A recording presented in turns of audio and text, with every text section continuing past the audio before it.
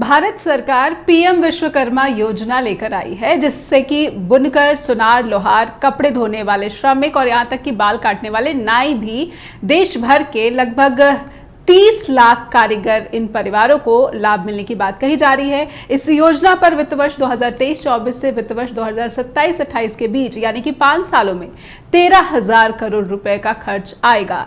केंद्रीय मंत्री अश्विनी वैष्णव ने बताया है कि देश भर में छोटे छोटे कस्बे खास करके यहाँ पर ऐसे अनेक वर्ग हैं जो गुरु और शिष्य परंपरा के तहत कौशल से जुड़े कार्य में लगे हुए हैं, जैसे कि लोहार है, कुम्हार है, राजमिस्त्री होते हैं, धोबी होते हैं, फूलों का काम करने वाले लोग होते हैं, मछली का जाल बुनने वाले होते हैं, ताला चाबी बनाने वाले होते हैं, शिल्पकार, मूर्तिकार।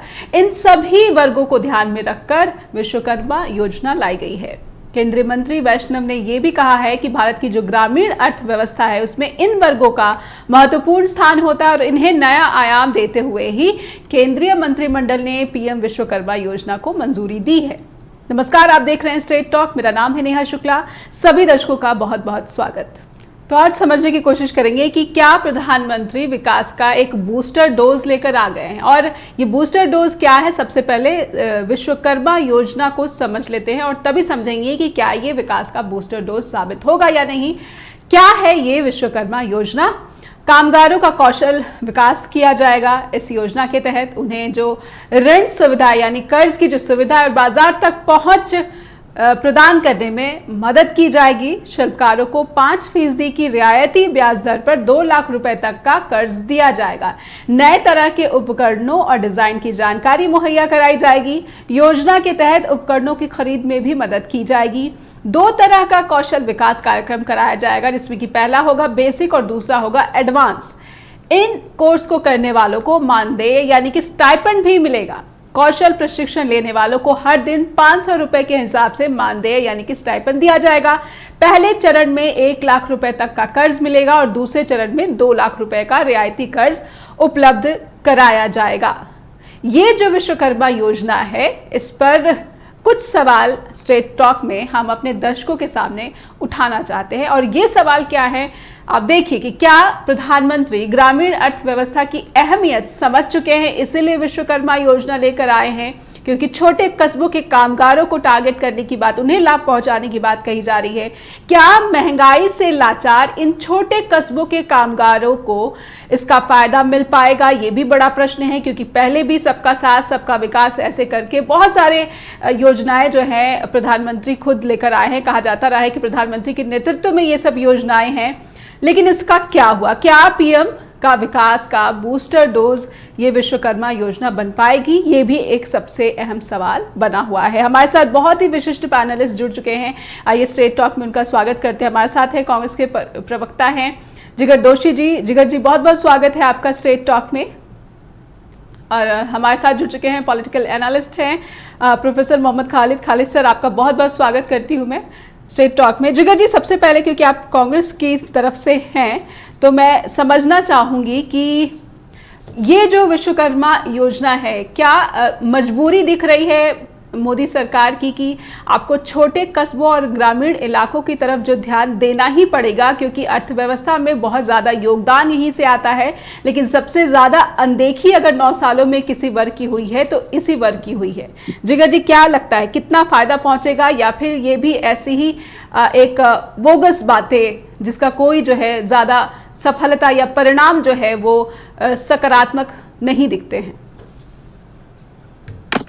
जी बिल्कुल नेहा जी, मैं बहुत स्पष्ट तौर पे आपके चैनल से आधिकारिक माध्यम से कहना चाहूंगा कि मोदी सरकार ऐसी कोई भी स्कीम लाए, ये स्कीम हमेशा सिर्फ फर्जी रहेगी, कागज पर रहेगी। इसका कोई धरातल पर महत्व कभी नहीं होता। अब इसके कुछ प्रमुख बिंदु मैं आपके सामने रखता हूं, ताकि आपको और आपके दर्शकों को बिल्कुल ख्याल आ जाएगा कि ऐसा क्यों होता है और किस तरीके होता है। बहुत समय पहले से भी गुजरात में आप देखिए, या फिर वर्ष में जब भी केंद्र सरकार में भी मोदी सरकार, जैसे ही मोदी जी की सरकार आई, उन्होंने शिक्षण प्रशिक्षण के नाम पर काफी सारी स्कीम्स लॉन्च की, और उस स्कीम के तहत अलग अलग प्रकार की ट्रेनिंग, चाहे कंप्यूटर ऑपरेटर की ट्रेनिंग हो या सिलाई बुनाई की ट्रेनिंग हो, ऐसी बहुत सारी अलग अलग छोटी मोटी ट्रेनिंग्स चालू की। आज की तारीख में पिछले 9 वर्षों में, और अगर गुजरात की बात करूं तो पिछले 20 वर्षों में उसका कोई डेटा उपलब्ध नहीं है। जो डेटा अलग अलग वेबसाइट पे अवेलेबल है या गवर्नमेंट की वेबसाइट पर अवेलेबल है, उसमें भी कहीं कोई ऐसे पक्के आंकड़े नहीं है कि कितने लोगों को प्रशिक्षण दिया गया, उसके बाद कितने लोगों को इसका लाभ मिला और कितने लोगों की जीवन पूरी जो व्यवस्था है वो सुधर गई, इस वजह से उनका व्यवसाय एकदम निखर के बाहर है। आज तक ऐसा कोई डेटा प्रॉपरली अवेलेबल नहीं है, ये सबसे बड़ी विडंबना है, पहली बात। दूसरी बात, आप देखिए मुद्रा लोन की बात की जाती है। गवर्नमेंट हमेशा कहती है, सरकार ये कहती है कि मुद्रा लोन के तहत हमने लाखों करोड़ों रुपए बांट दिए। वो किसको बांटे? कितने लोगों को आपने लाखों करोड़ों रुपए, अरबों रुपए बांट दिए, जिसकी वजह से जो छोटी मोटे बिजनेस करने वाले, व्यवसाय करने वाले लोग हैं, जो रोड पर लारी ठेला ऐसा लगाकर सब्जी फल विक्रेता का काम करते, कितने लोगों के जीवन में सुधार आया, आज तक इसका भी कोई आंकड़ा अवेलेबल या उपलब्ध नहीं है। उसके बाद जब सरकार को 80 करोड़ लोगों को मुफ्त में 5 किलो राशन देने की नौबत आ जाती है, उसके लिए वो कोरोना का हवाला देते हैं। तो मेरे ख्याल से कोरोना को बीते हुए भी 1.5-2 साल हो चुके हैं, उसके बावजूद भी अगर ऐसी स्कीम चलानी पड़ती है, तो मुझे नहीं लगता कि कहीं कोई स्कीम या कहीं कोई ऐसी प्रशिक्षण योजनाएं सरकार की कारगर साबित हुई है आज तक, जो कभी भी नहीं होती। ये बात मैं बिल्कुल भली भांति जानता हूं और समझता हूं। एक इसके ऊपर एक और बात कहना चाहूंगा कि आप अगर ये कोई भी स्कीम्स के अंदर देखेंगे, तो सरकार एक बहुत ये सरकार का एक जो मंशा है, या जिस तरीके की जो मॉडस ऑपरेंडी है, काम करने की पद्धति या जो सिस्टम है, वो आप देखेंगे ना तो पूरी कॉर्पोरेट स्टाइल में है।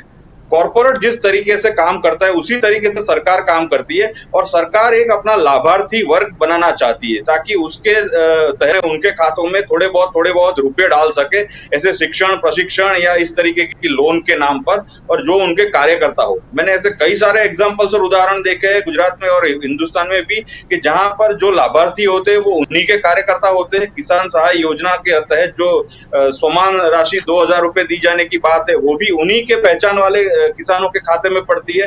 मेरे ख्याल से एक डेटा ये भी अभी थोड़े दिनों पहले आया था कि पहली बार जब मोदी जी ने किसानों के खाते में राशि डाली थी, तो कुछ 12-13 करोड़ किसान थे, और पिछली बार जब राशि डाली तो 3.5 करोड़ किसान रह गए।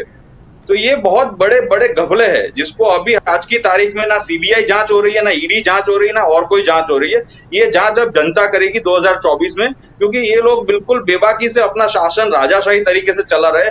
ये स्कीम जो उन्होंने विश्वामित्र करके या जो भी नाम से लॉन्च की, ये स्कीम भी केवल और केवल उनके कार्यकर्ताओं के लिए एक भ्रष्टाचार सहाय योजना है, ऐसा मैं नाम देता हूं। और ये भ्रष्टाचार सहाय योजना के नाम से वो लोग अपने कार्यकर्ता के खाते में पैसे डालेंगे, ताकि वो लोग सोशल मीडिया पे जहर उगलते रहे, लोगों के सामने अनाप शनाप अनर्गल बकते रहे, और इनके लिए वो उनका पैसा प्रोवाइड कर। मेरे ख्याल से उसके अलावा बाकी कोई स्कीम ऐसी नहीं है जो गरीबों तक पहुंचती हो, वरना गरीबी रेखा से ऊपर उठने वाले लोगों की संख्या आज की तारीख में बढ़ जाती, जो मनमोहन सिंह की सरकार में बढ़ी थी, और लोग अपनी जीवन जो रेखा, गरीबी रेखा से उससे ऊपर आए थे, जो आज की तारीख में नीचे गए। तो मुझे लगता है ये सिर्फ मनगढ़ंत बातें हैं, और 2024 में जनता जरूर इसका जवाब मोदी सरकार को देगी। एक बड़ी आपने यहाँ पे दिलचस्प बात कही है, और एक और दिलचस्प बात प्रधानमंत्री नरेंद्र मोदी ने भी कही कि उनके पहले ही कार्यकाल में 13.5 करोड़ जो लोग हैं वो पावर्टी लाइन से बाहर आ गए। तो ये जो दावे खुद प्रधानमंत्री की तरफ से आते हैं, लेकिन इनका आधार क्या है, इस पे स्पष्टता जो है वो, इस पे पारदर्शिता कुछ भी नजर नहीं आती। मैं खुद भी कई जगह रिसर्च करने की कोशिश करती हूँ, लेकिन कोई ठोस आंकड़े, सरकारी आंकड़े जो है इस तरह के उपलब्ध नहीं मिलते हैं, जिससे कि इन दावों को जो है एक स्पष्टता मिले और एक आधार मिल सके। हमारे साथ प्रोफेसर मोहम्मद खालिद बने हुए हैं। नेहा जी, मैं एक बात जोड़ना चाहूंगा, अगर इजाजत हो तो 30 सेकंड में मैं एक बात जोड़ देता हूं। जी। मोदी जी उस लेवल के व्यक्ति और नेता है जो कुछ भी बोलने में परहेज नहीं करते। उन्होंने संसद में खड़े रहकर ऐसा बोला था 2 दिन के अंदर कि एक वक्तव्य ये था कि हमने नल से जल के योजना के तहत कुछ 12-13 करोड़ कनेक्शन किए, और दूसरे 15 मिनट के बाद उनका वक्तव्य में वो 8 करोड़ हो गए। तो आप सोचिए वो कहां से डेटा देंगे? इस तरीके से समझते हैं, उन्हें सिर्फ यही है कि कुछ लोग सुन लेंगे और अंत में हिंदू मुस्लिम करते रहो, वोट हमें मिल जाएगा। ये उनका कार्यशैली है। ये शायद उससे शिफ्ट होता हुआ भी लग रहा है, जिस तरह से विश्वकर्मा योजना को प्रसारित किया जा रहा है, प्रचारित किया जा रहा है, तो इससे ऐसा लग रहा है कि उन रूठे हुए लोगों को या फिर निराश हो चुके लोगों को आकर्षित करने की कोशिश शायद मोदी सरकार करे। हमारे साथ प्रोफेसर खालिद भी बने हुए हैं, उनसे भी समझेंगे कि ये जो सियासत दिख रही है प्रधानमंत्री नरेंद्र मोदी की या फिर उनके कैबिनेट की तरफ से या फिर बीजेपी की तरफ से, वो क्या उस स्पष्टता को, उस तथ्य को भाप गई है कि आपको इस वर्ग की तरफ भी ध्यान देना होगा अगर आप चुनाव को साधने की कोशिश करें। आप सीधे लेकर चलना चाहेंगे प्रोफेसर खालिद के पास। खालिद सर, मैं समझने की कोशिश करती हूँ कि जहाँ तक बीजेपी या फिर प्रधानमंत्री नरेंद्र मोदी की पॉलिटिक्स को देखा जाता है, तो ये पॉलिटिक्स हिंदू मुस्लिम पर आधारित होती है, समाज के जो विभाजन पर दिखती है और बहुसंख्यकवाद की जो राजनीति दिखती है। कहीं ना कहीं अब जो ये योजना और जिस तरह से इसको प्रचारित किया जा रहा है सरकार की तरफ से, ग्रामीण अर्थव्यवस्था की बात कर रहे हैं, छोटे कस्बों की अर्थव्यवस्था की बात कर रहे हैं, क्या महंगाई का इम्पैक्ट अब उनको ये महसूस हो रहा है कि अगर आप इस तरह से नहीं लेकर आएंगे, योजनाएं लेकर नहीं आएंगे, लोगों को राहत नहीं मुहैया कराएंगे, उनके कारोबार को मजबूत बनाने के लिए अगर उन्हें कर्ज मुहैया नहीं कराएंगे रियायती दरों पर, तो ये लोग जो है आपसे नाराज हुए बैठे और 2024 में आघात पहुंच सकता है पार्टी को?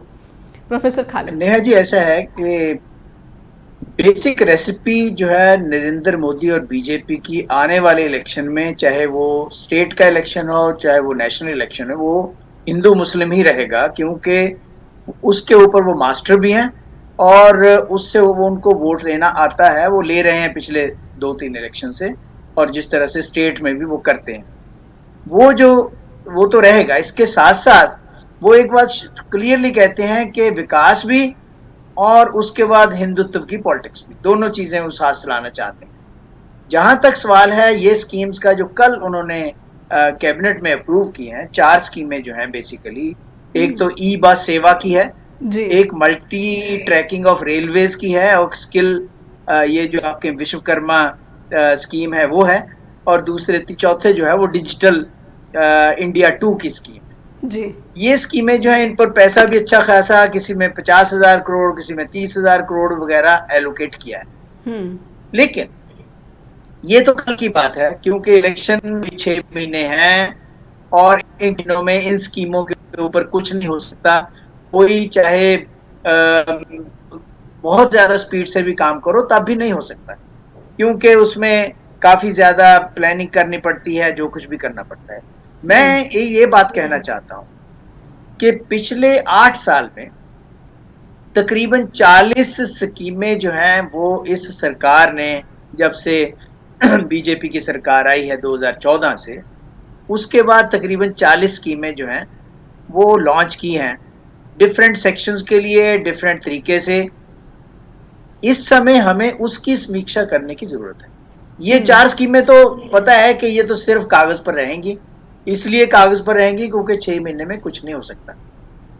ज्यादातर स्कीमें जो इन्होंने लॉन्च की हैं वो 2014 और 2015 में लॉन्च की, चाहे वो मेक इन इंडिया है, डिजिटल इंडिया है, स्किल इंडिया है, स्मार्ट सिटीज का प्रोजेक्ट है, नमामि गंगे है, स्वच्छ भारत अभियान है, और आपका सुरक्षा बीमा है, जनधन योजना है, कितनी स्कीमें हैं, मैं तकरीबन 40 की 40 इसमें सामने पड़ी हुई है।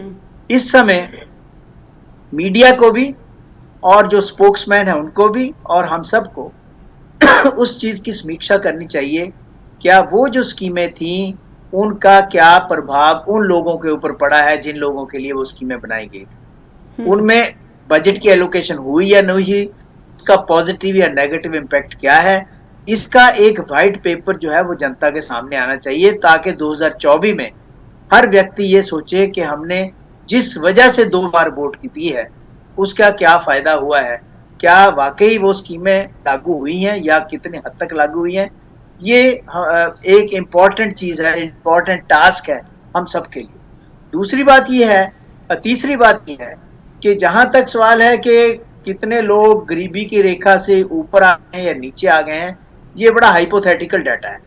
गवर्नमेंट ने पहले ही अनएम्प्लॉयमेंट के ऊपर डाटा जो है वो ब्लैकआउट कर दिया है कि हमसे मत पूछिए कि अनएम्प्लॉयड कितने लोग हैं कितने नहीं हैं, हम नहीं बता पाएंगे। इसी तरह से बहुत से ऐसा डाटा है जो गवर्नमेंट ने देने से इनकार कर दिया है। इवन आरटीआई में भी वो बहुत सी किस्म की जो है बहाने बनाते हैं।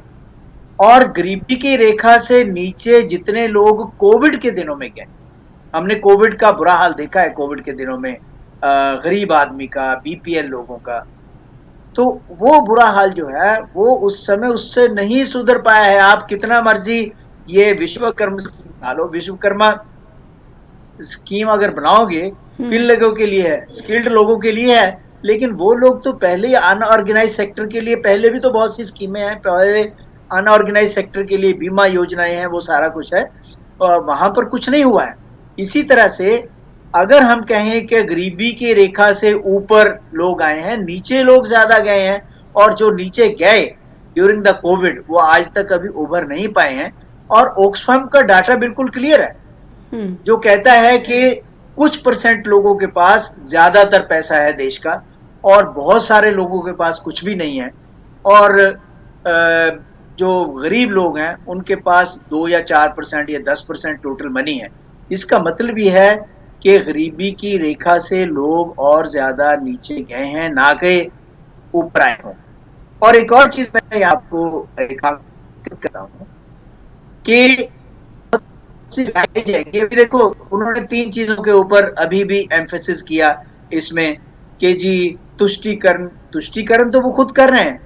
कोई अगर किसी को वो कहते हैं कि माइनॉरिटी तुष्टीकरण कर रहे थे, ये मेजॉरिटी तुष्टीकरण कर रहे हैं। जब प्राइम मिनिस्टर गेरुए कपड़े, भगवा कपड़े पहन करके मंदिरों में घूमता है और वो करता है, वो तुष्टीकरण ही है एक तरह से। और जिस तरह से इतना पैसा खर्च किया जाता है डिफरेंट स्कीमों पर, फॉर एग्जांपल बहुत सारी स्कीमें जो है, बहुत सारी ये योजनाएं इन्होंने बनाई हैं पूरे देश में घूमने के लिए, कई सर्किट डेवलप किए। वो सारा पैसा भी पता होना चाहिए कि क्या वो खर्चा नॉर्थ ईस्ट सेक्टर, बुद्धिस्ट ये है सर्किट है, कृष्णा सर्किट है, ये सारे सर्किट जो बनाए हैं ये भी स्कीम है उनकी, जिसको कहते हैं स्वदेश दर्शन स्कीम। तो ये सारी चीजें लोग खुल करके सामने आनी चाहिए, हर स्कीम का उल्लेख होना चाहिए और उस पर पता होना चाहिए कि क्या हुआ या क्या नहीं हुआ। जी, जो समीक्षा की बात कर रहे हैं प्रोफेसर खालिद जिगर जी, मैं आपसे समझना चाहूंगी कि अगर हम समीक्षा करें तो सबसे बड़ी जो असफलता है मोदी सरकार की वो तो रोजगार दिखती है, और कहीं ना कहीं ये जो योजनाएं हैं इनके पीछे में एक रोजगार सृजन का भी एक कारण हो सकता है कि प्रधानमंत्री नरेंद्र मोदी को लगता है कि उनके जो वादे हैं उसमें सबसे प्रमुख रूप से जो एक बड़ी असफलता है वो रोजगार का सृजन है। और ये जो परियोजना या फिर योजना लाई गई है, या फिर डिजिटल इंडिया का जिस तरह से विस्तार करने की बात हो रही है, उसमें स्टार्टअप्स की बात हो रही है कि उनको भी जो है बेनिफिट पहुंचेगा, फिर उसमें बात हो रही है कि आईटी प्रोफेशनल्स को ट्रेनिंग दी जाएगी, इससे उनको फायदा पहुंचेगा। ये सारी जो योजनाएं हैं इसके केंद्र में रोजगार का जो जॉब अपॉर्चुनिटी है उसकी बात दिखती है। आपको क्या लगता है कि ये रोजगार ये आने वाले चुनाव में प्रोजेक्ट किया जाएगा कि हम अगले 5 सालों में आपके लिए क्या करने वाले हैं? देखिए, ये सरकार की एक खास बात बताऊं मैं, तो ये सबसे बड़ी बात ये है कि हमेशा आपको एक प्रॉमिस दे देते, एक वायदा दे देते आने वाले और 5 साल, 10 साल, 50 साल, और मेरे ख्याल से अब प्रधानमंत्री जी ने लाल किले से भाषण करके 1000 साल का वायदा दे दिया कि आने वाले 1000 साल का ब्यौरा और पूरी रूपरेखा मेरे पास है। तो मुझे लगता है 1000 साल बाद तो हमारी पीढ़ी धरती पर होगी नहीं होंगी, उसका लेखा जोखा या उसकी समीक्षा कौन करेगा ये कोई नहीं जानता। तो ये बिल्कुल मनगढ़ंत कहानियां हैं, इसे मैं मनोहर कहानियां कहता हूं प्रधानमंत्री जी की, जो वो सुनाते हैं और लोग सुनते हैं। जो 37% लोगों ने जो वोट किया था उनको, मेरे ख्याल से वो लोग भी बिल्कुल उनसे एकदम खफा हो चुके हैं। शायद 18-20% ऐसे कट्टर लोग होंगे जो आज की तारीख में ये मानते होंगे कि चाहे भले पेट्रोल 500 रुपए लीटर हो जाए या गैस की बोतल 3000 रुपए की हो जाए या फिर टमाटर 1000 रुपए का किलो हो जाए, मैं वोट तो इन्हीं को दूंगा। मेरे ख्याल से ये बहुत ही छोटा वर्ग रह चुका है। बाकी सब लोग समझ चुके हैं कि इन्होंने कितना ब्लफ किया है, कितना झूठ बोला है और किस धड़ल्ले से किस लेवल पर बोला है। दूसरी बात ये, जहां तक आपने रोजगार की जो सृजन की बात है, आप देखिए राहुल जी बहुत पहले से 2-3 स्कीम्स बता रहे थे, और सबसे बड़ी बात यह है कि जब मनमोहन सिंह जी की सरकार थी तो उस मनरेगा का लॉन्चिंग हुआ। मनरेगा क्या था? मनरेगा एक ग्रामीण क्षेत्र में रोजगार की एक योजना थी जिसके तहत छोटी छोटी रोजगारी उत्पन्न करने की बात थी, जिससे गांव के लोग स्वनिर्भर हो सके और उन्हें काम मिल सके, उन्हें पैसा मिल सके। और सबसे बड़ी बात ये थी कि उस वजह से गांव पलायन ना हो, गांव हमारे बच्चे रहे और पलायन होकर लोग बंधुआ मजदूर ना बन जाए शहरों में आकर। ये बहुत बड़ी इकोनॉमी थी। उसके बाद जब प्रधानमंत्री जी सदन में मनरेगा योजना का ही मजाक उड़ाते तो काफी हंसी आती है। ऐसा लगता है कि वो गरीबों का मजाक उड़ा रहे, वो ऐसे लोगों का मजाक उड़ा रहे कि जो लोग उनकी कमेटी में या उनकी सत्ता में या उनकी शासन में ऐसे लोग हैं जो गरीबों को ऐसा कहते हैं कि अगर आप रोज के 27 रुपए या 47 रुपए आप गरीब नहीं है। मुझे लगता है ये बहुत बड़ी विडंबना है जो सरकार को और मोदी जी को समझनी चाहिए। तीसरी बात ये है जो राहुल जी ने एक बात कही थी, जब हम न्याय योजना लेकर आए थे किसानों के लिए, जिसमें 72,000 रुपए सालाना किसानों को रियायत या जिस तरीके से उनके खाते में डालने की बात थी। और उसके जी अलावा एक बहुत बड़ी बात ये भी कही जाती थी कि आपको इकोनॉमिकल रिवाइवल करना है तो लोगों की जेब में पैसा होना चाहिए। अगर आप ये नहीं कर पाएंगे, इकोनॉमी का सिंपल सादा नियम है, जब तक लोगों के जेब में पैसा नहीं होगा तो वो खर्चा नहीं करेंगे, खर्चा नहीं करेंगे तो खपत नहीं होगी, खपत नहीं होगी तो इकोनॉमी का जो रोटेशन है पैसों का वो नहीं होगा। इकोनॉमी जी रोटेशन से चलती है। तो ये बात मोदी जी बिल्कुल भूल चुके हैं। उनके इकोनॉमी का मतलब है केवल 10% लोगों के हाथ में पूरे भारत की सत्ता और पूरे एक भारत छोटा का सा पैसा, ब्रेक ले लेते जो हैं आज की तारीख में जिगर वो जी। अपने उद्योग मंत्री। जी जी जी जी एक छोटे से ब्रेक के लिए रुकते हैं, और छोटे से ब्रेक के लिए रुकते हैं, और जब लौटेंगे तो और भी कई प्रश्न हैं कि 9 वर्षों का हिसाब किताब जो है जनता मांग रही है, लेकिन स्पष्टीकरण जो है किसी भी केंद्रीय मंत्री की तरफ से नहीं आ रहा है, बल्कि परिवारवाद, भ्रष्टाचार और तुष्टीकरण, इस पर ही फोकस दिख रहा है तमाम जो केंद्रीय मंत्री हैं या फिर स्वयं प्रधानमंत्री हैं। लेकिन उन्होंने 9 वर्षों में क्या बड़ी उपलब्धि की, तो उस पर एक सतही जो है जानकारी सामने निकल कर आती है। कुछ भी जो एक ठोस आधार या फिर जो आंकड़े होने चाहिए वो प्रस्तुत नहीं किया जाता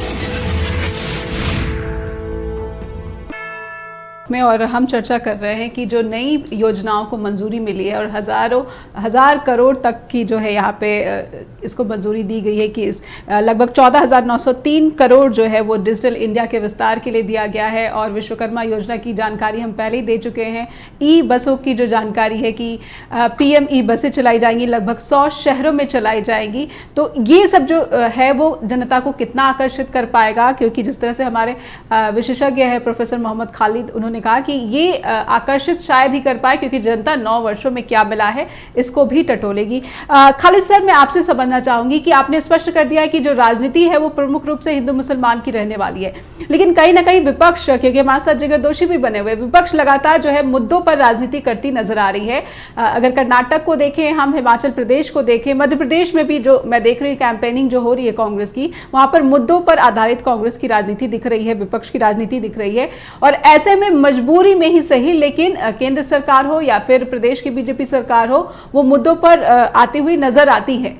लगता है कि थोड़ा सा जो है ध्यान शिफ्ट हुआ है अब पूरी तरह से जो है हिंदू मुस्लिम राजनीति ना करके, बल्कि थोड़ा सा विकास की बातें भी करनी होंगी, कुछ देना होगा पब्लिक को। देखिए, ऐसा है कि जब 2014 का कैंपेन, उसका एक एक शब्द हम सबको याद है। वहां पर जो होप जताई गई थी, उम्मीद थी कि इतने करोड़ रुपया जो है वो विदेशों से आ जाएगा, काला धन आ जाएगा, लोगों को इतना पैसा मिल जाएगा, इतने रोजगार हो जाएंगे। लोगों ने सोचा था कि शायद इनके पास कोई जादुई फॉर्मूला है। और मनमोहन सिंह सरकार वाकई बहुत नकम्मी सरकार थी जो ये सब कुछ नहीं कर पाई, इसलिए हमने इन्होंने थोड़ी देर विकास की बात की, उसके बाद वही जो उनका रेसिपी है हिंदू मुस्लिम वाली, बेसिकली वो खुद नहीं तो जो दूसरे लीडर थे, छोटे लीडर थे, उनसे कुछ ना कुछ करवाते चले गए और इलेक्शन जो है वो जीतते चले गए। और इलेक्शन में यही है, स्टेटों के जो इलेक्शन जीते, और इवन इनडायरेक्टली जो 2014 और 2019 का इलेक्शन था, वहां पर भी उन्होंने वो हिंदुत्व की पॉलिटिक्स जो है वो सारी की। लेकिन इतना जरूर है कि आज अगर हम देखें तो जैसे मैंने पहले कहा कि मैक्सिमम स्कीम्स जो है वो 2014, 15, 16 की है। एक एक स्कीम को आप ले लीजिए, एक एक स्कीम का आंकलन कर लीजिए। मैं ये कह रहे हैं कि 100 बस चलाई जाएगी 35 डिस्ट्रिक्ट्स और 9 स्टेट्स के अंदर। इन्होंने कहा है कि 3 लाख पता नहीं कितनी पॉपुलेशन उसका बेनिफिट होगा, काफी आंकड़े दिए। मैं आपको कहता हूं कि आपने स्मार्ट सिटी प्रोजेक्ट चलाया, मुझे एक स्मार्ट सिटी बताइए इंडिया में कौन सा बना है अंडर दिस स्कीम। उसमें कहां पर क्या क्या चेंजेस आई हैं किसी स्टेट के, किसी सिटी के इंफ्रास्ट्रक्चर में, जहां पर आप कहें कि हाँ जी ये स्कीम है कामयाब हुई है। इसी तरह से चाइना से हमारी इंपोर्ट्स पहले से बहुत ज्यादा बढ़ी हैं। आप मेक इन इंडिया की बात कर रहे हैं जी, आप जी। बेटी बचाओ बेटी पढ़ाओ की बात कर रहे हैं। ये मणिपुर में जो कुछ हुआ है, आप उस पार्टी की बात कर रहे हैं जो पार्टी निर्भया के टाइम पे कहती थी कि मनमोहन सिंह को इस्तीफा देना चाहिए, शीला दीक्षित को इस्तीफा देना चाहिए। अब किसी ने इस्तीफा नहीं दिया, बल्कि उसको जस्टिफाई करने में लगे। हैरानी ये है कि इवन मीडिया के लोग भी जो है उसको इतना या तो दरकिनार कर दिया, बात ही नहीं की, या जस्टिफिकेशन शुरू कर दी। ये कौन सी राजनीति है? अगर आप सोचें कि लोग ये सब नहीं देख रहे हैं, मनरेगा की बात है, मनरेगा पर इतना क्रिटिसिज्म इन्होंने किया, लेकिन अब मनरेगा उन्होंने अडॉप्ट किया। यूआईडी जो है, ये जो आधार कार्ड है, इतना क्रिटिसिज्म किया, अब आधार कार्ड के इर्द गिर्द ही सब कुछ बंधा हुआ है देश का, हर व्यक्ति का। तो ये जो डबल पॉलिसी है, और वो पॉलिसीज जो ज्यादातर पुरानी सरकारों की थी, उनको नए नाम देकर के नया जामा पहना करके लोगों के सामने प्रस्तुत करना, ये ज्यादा देर नहीं चलेगा। लेकिन हाँ, आप इमोशनल पॉलिटिक्स जरूर चल सकते हैं, वो आप करेंगे। इमोशनल पॉलिटिक्स, हिंदू मुस्लिम पॉलिटिक्स, रिलीजन की पॉलिटिक्स, पाकिस्तान की पॉलिटिक्स, और ये जो है औरंगजेब की पॉलिटिक्स, ये आप जरूर करेंगे, क्योंकि उसमें आपको बेनिफिट है। लेकिन प्रोफेसर, मैं लगे हाथ आपसे ये समझ लेना चाहती हूँ कि अब ये अगर पाकिस्तान की पॉलिटिक्स हो या फिर बहुसंख्यवाद की जो पॉलिटिक्स हो, ये शायद कम आकर्षित कर पा रही है। अगर मैं हिंदू मेजॉरिटी की ही बात करूँ तो उसमें भी बहुत एक ऐसा धड़ा है, बड़ा धड़ा हो रहा है, जो कि इन सब बातों की तरफ आकर्षित नहीं हो रहा है। उसको धरातल पर जो है ठोस चाहिए, उसको रोजगार चाहिए, उसको अपने बच्चे के लिए शिक्षा चाहिए, उसको अपनी नौकरी चाहिए, और जो महंगाई है सबसे प्रमुखता से बनी हुई है देश में, उससे निजात चाहिए। इसमें कोई शक नहीं है कि जो मुद्दे हैं वो बहुत जटिल हैं, बहुत इंपॉर्टेंट हैं, जिनको एड्रेस करना चाहिए सरकार को भी, और अपोजिशन जिस तरह से ला रही है आगे ये मुद्दे। पिछले हमने 2 इलेक्शन देखे हैं जिसका जिक्र आपने किया है। हिमाचल में मैं खुद उस इलेक्शन में काफी जगह जाने का मौका मिला। हिमाचल के इलेक्शन में वो श्योर थे, लेकिन लोगों ने कहा नहीं, हमें मुद्दों की बात कीजिए। इसी तरह से कर्नाटका में जिस तरह की राजनीति पिछले 5 साल की गई थी, हिजाब की पॉलिटिक्स, अजान की पॉलिटिक्स, वो सारा ध्रुवीकरण, लोगों ने उसको रिजेक्ट कर दिया।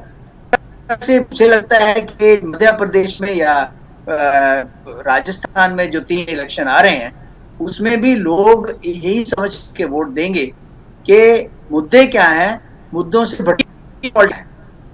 अगर ये बात समझ आती है तो लोग जो हैं वो वोट उसी तरह से, उसी पैटर्न पर देंगे जिस पैटर्न पर हिमाचल में या कर्नाटका में वोट दी है।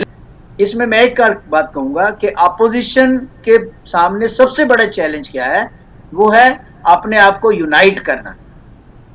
अपोजिशन की यूनिटी जो है वो इस समय भी बड़ी फ्रजाइल है, और क्योंकि कहीं ना कहीं किसी ना किसी इश्यू के ऊपर वो आप एक दूसरे के सामने खड़े नजर आते हैं, चाहे पंजाब में कांग्रेस और आम आदमी पार्टी हो, चाहे दिल्ली में कांग्रेस और आम आदमी पार्टी हो, चाहे किसी जगह पर समाजवादी पार्टी और कांग्रेस हो। ये चीजें जो है अगर इनको हल करके 1 to 1 इलेक्शन करवा लेंगे तो देयर इज ए चांस कि चेंज लाई जा सके, otherwise it is very difficult. जी बिल्कुल, आपने सही कहा। और कहीं ना कहीं मीडिया में इस तरह की जो खबरें हैं, लगातार अलायंस में बिखराव या फिर फूट की जो बातें हैं, वो हर रोज़ कहीं ना कहीं से सामने निकल कर आ रही है। अभी बीते दिन अलका लांबा और आम आदमी पार्टी के बीच जिस तरह की बातें देखी गई हैं, और फिर अब नीतीश कुमार की भी बात निकल कर आ रही है। मैं कांग्रेस की स्ट्रैटेजी समझना चाहती हूँ जिगर जी आपसे, कि जब गोदी मीडिया जिसे कहा जाता है, वहाँ पर आपकी रणनीति या फिर आपके मुद्दों को प्रमुखता नहीं मिलती, तो राहुल गांधी सीधे लोगों के पास पहुँच जाते हैं वहाँ पर बातचीत करने के लिए। ऐसे में इन योजनाओं से क्या मिलेगा, या फिर पिछली मोदी सरकार की जो योजनाएं थी उससे क्या हुआ, क्या जनता को नहीं मिला या फिर मिला, इसको आप किस तरह से कैंपेनिंग में शामिल करेंगे, ये मैं आपसे समझना चाहती हूँ। जी कर जी बिल्कुल, ये जो सबसे प्रमुख बात है कि सरकार चलता है पिछले 9 वर्षों की, उसको हम जनता के बीच लेकर जा रहे हैं। कि गोदी मीडिया में ये तरह इतना स्थान नहीं मिलता, और जहां तक वो लोग हिंदू मुस्लिम या फिर ये सीमा हैदर और अंजू और टॉपिक्स को लेकर चर्चा करते रहते हैं क्या है, और आज सीमा हैदर ने वहां पे झंडा फहराया या नहीं फहराया। तो मुझे लगता है कि गोदी मीडिया के तरफ से हमें कोई आशा नहीं है। मीडिया क्रांति करके एक बात हम लेकर जिसकी डिस्कशन हम कर रहे हैं, जिसमें किस तरीके से मुद्दों को उठाना नेशनल लेवल से लेकर छोटे छोटे जोन तक हमारे स्पोक्स पर्सन है उनको किस बारे में कौन से टॉपिक पर क्या बात करना, ताकि बिल्कुल स्ट्रेट फॉरवर्ड तरीके से सिर्फ मुद्दों पर बात हो सके और ऐसे आंकड़े प्रस्तुत करना जो आंकड़ों को गोदी मीडिया भी डिनाई ना कर सके, क्योंकि वो सही आंकड़े होंगे। तो मेरे ख्याल से ये सारी स्ट्रेटेजी लेकर हम जरूर चल रहे हैं। दूसरी एक बात ये भी है जिसको लिए मैं थोड़ा आशास्पद हूं, और मुझे लगता है कि जो हिमाचल प्रदेश और कर्नाटका में चुनाव हुआ उसके अंदर जितने भी जो वोट्स मिले, खासकर कर्नाटका में जो 136 सीटें आई, वो साफ स्पष्ट रूप से दिखाता है कि कर्नाटका में कोई धर्म विशेष का हमको वोट मिला, जिस तरीके से ये हम पर एलिगेशन हमेशा लगाते हैं बीजेपी वाले, वो नहीं हुआ। हमें हिंदू, मुस्लिम, सिख, ईसाई, बौद्ध, जैन, पारसी, दलित, आदिवासी, ओबीसी सबका वोट मिला है, तब जाके इतनी सीट आई है। तो ये बात बिल्कुल स्पष्ट है कि लोग अब बीजेपी से बिल्कुल कंटाल चुके हैं, नकार चुके हैं बीजेपी की ये जो हिंदू मुस्लिम की राजनीति है, और वो उससे बाहर निकलना चाहते हैं और एक अच्छी जिंदगी जीना चाहते हैं। तो ये सारी रणनीतियां जो उसको लेकर सोशल मीडिया और उसके बाद हमारा जो संगठन है, और संगठन के साथ साथ में जो अलायंस हमने बनाया है इंडिया नाम से, वो अलायंस में भी बिल्कुल अच्छे तरीके से एक बनाम एक खड़ा कर सके आने वाले समय में, वो स्ट्रेटजी तक लेकर जाएंगे। और ये सारी बातों को लेकर चलेंगे तो मुझे लगता है कि सभी प्रबुद्ध लोगों का भी सहकार मिलेगा, आपका भी मिलेगा, और साथ में हम बीजेपी को और उनकी जो ताकतें हैं, जो धन बल और बाहुबल से जीतने की कोशिश करते हैं, उसको जरूर हम जी एक छोटा सा ब्रेक यहाँ पर लेते हैं जिगर जी, और आपकी बातों से एक दो प्रश्न जो है मन में उठ रहे हैं जिसका उत्तर मैं समझूंगी प्रोफेसर खालिद से। में हम समझने की कोशिश कर रहे हैं कि अभी हाल ही के दिनों में जिस तरह से योजनाओं का ऐलान हो रहा है, उन पर हज़ारों करोड़ खर्च करने की बात कर रहे हैं, स्वयं प्रधानमंत्री कर रहे हैं। ये भी कह रहे हैं कि जो ग्रामीण इलाकों में महिलाएं हैं उन्हें 2 करोड़ की संख्या में लखपति दीदियां बनाई जाएंगी, ये भी वो दावा करते हैं, इस बात का ऐलान करते हैं, घोषणा करते हैं, लाल किले से घोषणा करते हैं। तो इसका क्या असर होगा और इस पर जनता कितना यकीन करेगी? हमारे साथ प्रोफेसर खालिद बडवे। सर, मैं ये समझना चाहती हूँ कि कहीं ना कहीं लाल किले से बोलते हैं प्रधानमंत्री, उसके बाद एक दिन के बाद ही कैबिनेट अप्रूवल दे देता है इस तरह की योजना को, तो ऐसा लगता है कि अब ग्रामीण फोकस वापस से जो है प्रधानमंत्री के ध्यान में आया है। पहले किसानों की बात होती थी, बीच में किसानों की बात होना बंद हो गई और दोबारा से ऐसा लग रहा है कि अब आकर्षित कर रहे हैं ग्रामीण इलाके में रहने वाले लोग भी प्रधानमंत्री को, और ये एक बड़ा वोट बैंक है। क्या लगता है कि इससे आगे बढ़कर प्रधानमंत्री और किसी कुछ बड़ा ऐलान कर सकते हैं? देखो, ऐसा है कि 2024 के इलेक्शन तक प्रधानमंत्री या बीजेपी की सरकार क्या क्या करती है और क्या क्या उनके बैग में है जो निकालना बाकी है, वो अपना करेंगे, क्योंकि सत्ता उनका घर बन चुकी है और अपने घर को छोड़ना बड़ा मुश्किल होता है। उसके लिए वो पूरी कोशिश करेंगे कि वो सत्ता में रहें, और उन्होंने कहा भी है कि हम अगले वर्ष फिर आपके पास रिपोर्ट कार्ड लेकर के आएंगे। दैट मीन्स वो आश्वस्त हैं। लेकिन अगर आप पिछले 10 साल के रोकना पड़ रहा है, लेकिन ये आश्वस्त होते हैं तो क्या ये वजह ये भी है कि वो जो अलायंस है इंडिया, उसमें फूट देखते हैं और जो कैलकुलेशन है उस पर भी बीजेपी हावी दिखती है? नहीं, देखो, उनका तो सीधा फार्मूला है कि जो हिंदी बेल्ट है, कॉ बेल्ट है, वहां पर वो ध्रुवीकरण में कामयाब अगर हो जाते हैं तो उनकी सरकार बनती दिखाई दे जाती है, क्योंकि साउथ में उनको बिल्कुल निगलेक्ट कर चुके हैं। साउथ में आप देख लीजिए, जितने भी स्टेट हैं वहां पर कोई भी बीजेपी की पकड़ नहीं है। ये जो एरिया है जहां पर जो यूपी है, मध्य प्रदेश है, गुजरात है, राजस्थान है, वहां पर वो वही राजनीति करने की कोशिश करेंगे जो पिछले 15 साल से वो कर रहे हैं। लेकिन लोगों को ये देखना होगा कि क्या वाकई जो राजनीति वो करते हैं वो केवल जो है वोट की राजनीति है या सचमुच वो उनके साथ है। आपने बात की स्कीमों की, रूरल एरियाज की कुछ देर के लिए भूल गए थे। नहीं, वो छुटपुट स्कीमें जो है रूरल एरिया के लिए देते रहे हैं। आपको सॉयल हेल्थ कार्ड स्कीम याद होगा, आपको अटल पेंशन स्कीम याद होगा, आपको ग्रामीण सिंचाई योजना जो है वो याद होगा। कई योजनाएं उन्होंने बनाई हैं, लेकिन सवाल ये है कि ग्राउंड के ऊपर वो उतरी भी है या नहीं उतरी, और अगर उतरी हैं तो किस हद तक उतरी हैं। मैं बार बार यही बात कह रहा हूं कि ये बात नहीं है कि स्कीमें नहीं है या उन्होंने एक नया छेड़ा है अभियान रूरल उसके लिए, या ये जो छोटे कस्बे लाए हैं स्किल के लिए। लेकिन एट द सेम टाइम हमें देखना ये पड़ेगा कि वोटर इस चीज के बारे में जागरूक है या नहीं है। क्या वोटर उसी राजनीति में फंसेगा जिस राजनीति में पहले उसको फंसाया गया था, या उसको अपना भविष्य जो है वो तय करना है। उसके लिए उसको आकलन करना पड़ेगा कि वाकई हमारे साथ धोखा हुआ है, या हमारी वोट का प्रॉपर इस्तेमाल हुआ है, या हमारे जो है ये सारी चीजें जो है एक लफाफेबाजी थी, एक्चुअली ये कुछ भी नहीं था। ये चीजें जो है ये बहुत इंपॉर्टेंट हैं, जो कि पिछले आने वाले 6 महीने लोगों तक पहुंचाना बहुत जरूरी है। और ये डेमोक्रेसी का बड़ा इंपॉर्टेंट पार्ट है कि व्यक्ति जो नागरिक है वो अवेयर होना चाहिए, और हम जो ओपिनियन मेकर्स हैं, आप भी हैं, हम भी हैं, हमें भी लोगों तक बात सच्चाई के साथ पहुंचानी चाहिए। क्या सही हुआ या क्या सही नहीं हुआ, किस हद तक वादे किए गए, किस हद तक वादे जो है वो वफा नहीं हो पाए।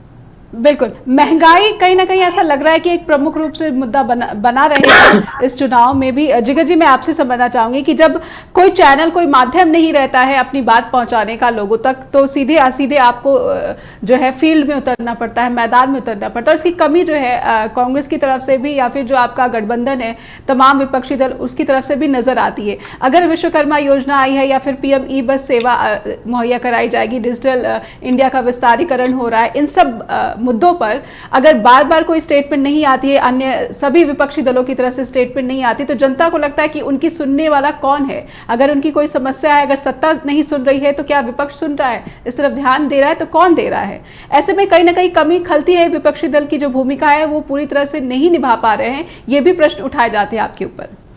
जिगर जी। जी बिल्कुल, देखिए नेहा जी, मैं इस आपकी बात से बिल्कुल सहमत हूँ कि ऐसी कई बार बातें उठी है, पास्ट में तो कई बार उठी है, पर उसको सीखकर, वो बातों को देखकर ही हम लोग आज काफी एग्रेसिव हो गए, काफी एक्टिव हो चुके हैं। अब देखिए, सोशल मीडिया की जहां तक बात है, पिछले 1.5 साल का एक आंकड़ा आया है, एक बिल्कुल आपकी तरह दूसरी जो डिजिटल न्यूज चैनल है, उन्होंने ये आंकड़ा प्रदर्शित किया है, 4 PM संजय शर्मा जी ने। तो उसमें ये बात उन्होंने बिल्कुल बखूबी है आंकड़ों के साथ में कि पिछले 1.5 साल का डेटा, तो हमारे सोशल मीडिया जो रीच है कांग्रेस, वो बीजेपी से तकरीबन 1.25 ज्यादा है। तो ये चीज हम बिल्कुल कर रहे हैं। और साथ में आप मोदी जी का वक्तव्य देखिए जो भी उन्होंने संसद में किया, और राहुल जी का वक्तव्य देखिए, उसमें भी बहुत बड़ा अंतर है। लाखों जो व्यूज है उसका अंतर है, राहुल जी की जो व्यूज है वो ज्यादा है। मेरे ख्याल से सोशल मीडिया के अंदर हमारी बैटल बिल्कुल चल रही है। जहां तक बात है धरातल पर लेकर जाने की, तो हमारे अलग अलग हर एक कस्बे या जो जिले हैं, छोटे छोटे गांव है, और जो बड़े शहर या महानगर है, वहां की जो भी सारी इकाइयां है, वो भी आज की तारीख में बिल्कुल एक्टिव होकर अलग अलग प्रोग्राम दे रही है। गुजरात में भी हमने एक जनमंच नाम से प्रोग्राम लॉन्च किया है, जिसमें हम अलग अलग जिलों में जाते हैं। हम कोई नेता भाषण नहीं देते, केवल हम जनता को इन्वाइट करते हैं स्टेज पर, जनता ने प्रश्नों को ये बता दी, डॉक्यूमेंट वो बताते हैं, उसके बाद हमारे कार्यकर्ता और वहाँ के लोकल नेता वो प्रश्नों को सॉल्व करने में, उसका एक दायित्व बनाकर उसको सॉल्व करने में उनकी हेल्प करते हैं। तो ये सारी चीज हम कर रहे हैं, बहुत ही मेहनत से कर रहे हैं। अब देखते हैं जनता उसको किसने पॉजिटिवली लेती है।